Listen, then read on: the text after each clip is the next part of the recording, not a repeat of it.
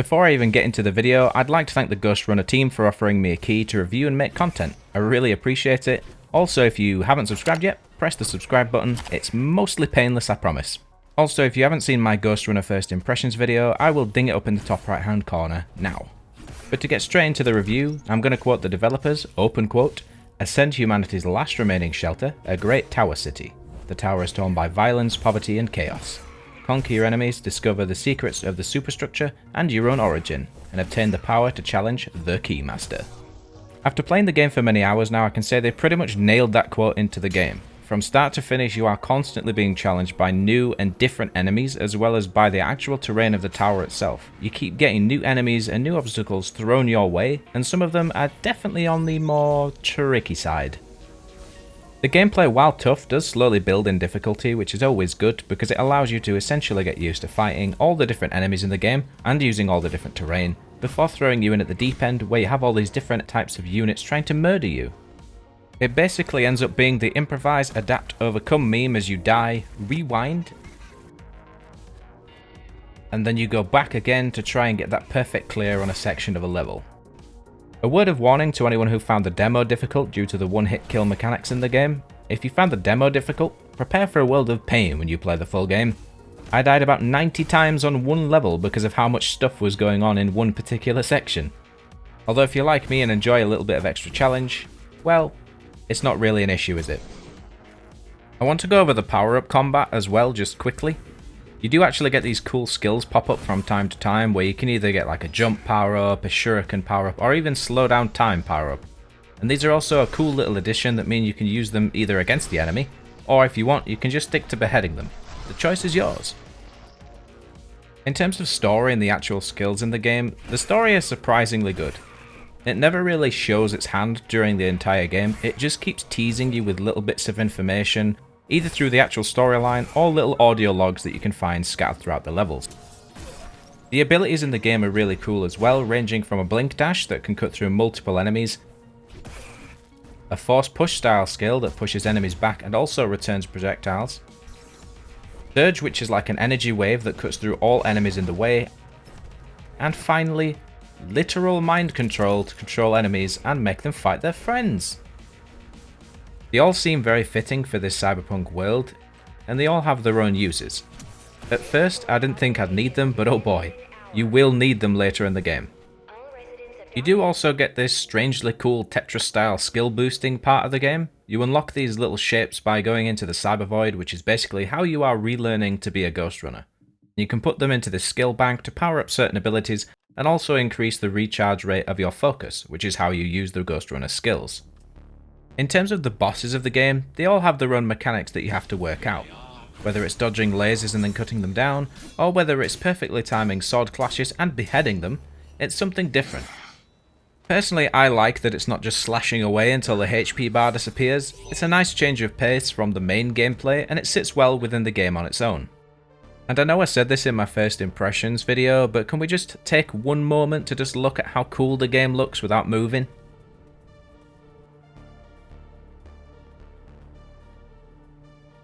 When you actually stand still and look at the game, it's very, very, very, very cinematic. And I have to say, I really appreciate how atmospheric it is. So now I want to talk about any not so great things in the game, but I do want to say before I say this, I'm playing an unreleased version, so this may change on release. I will say it ran fairly well for me, I never crashed, though I would say with everything maxed out, my system did struggle a little bit in some areas to go above 70 FPS, though I think it's fair to say at this point my 1080 Ti is aging. Though that's not to say it doesn't look nice, even at 70 FPS. The gameplay issues I had were the ninjas, or whatever it is that you want to call them, the ones with the katanas. They have this mechanic where they blink red for a split second before dashing at you, and you cannot kill them without abilities or waiting for them to attack first.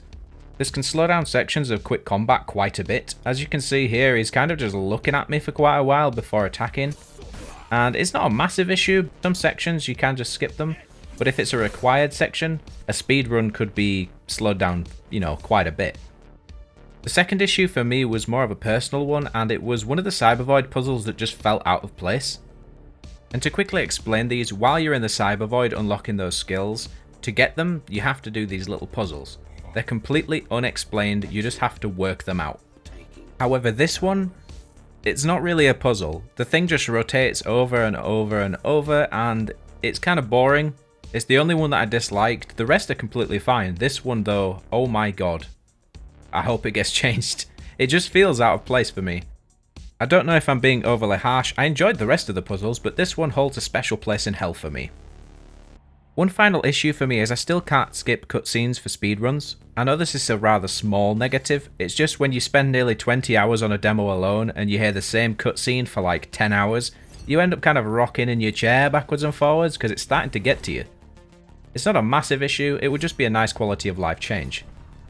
Also, if I remember right, I think one of the devs on the Discord actually said they were looking into it, but it was a case of if the engine would actually allow it. So it's pros and cons time. So, pros first, it looks great. It's got engaging gameplay. Abilities are unique, which allows for different playstyles ranging from shurikens to mind control. Still a speedrunner's wet dream.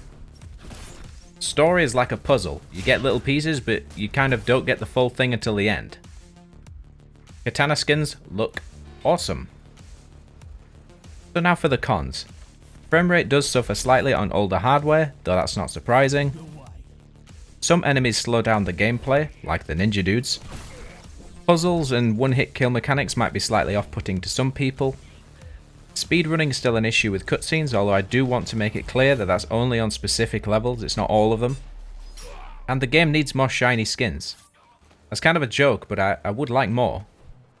In conclusion, would I say Ghostrunner is worth the £19.99 pre-order? Or $23.99 in both euros and dollars? Personally, I would say it is. If you're looking for a fast-paced, challenging, free-run style game, it's really been a lot of fun to play it, and I will definitely be doing some more, most likely poor attempts at speedrunning in the coming weeks.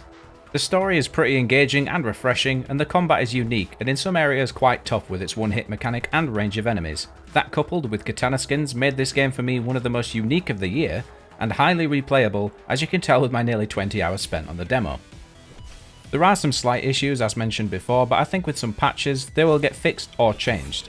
I am at the moment playing a non-release version, just to be fair to the dev team, I will mention that again. If you're uncertain or not sure if you'd enjoy the game due to its one-hit mechanics, no harm in waiting for some more content and reviews to come out, but I will say to anyone who's unsure, it's just a learning curve. Once you get it down, you'll probably look back and wonder, why was I dying? But I will leave you with that, and I will see you for the next video.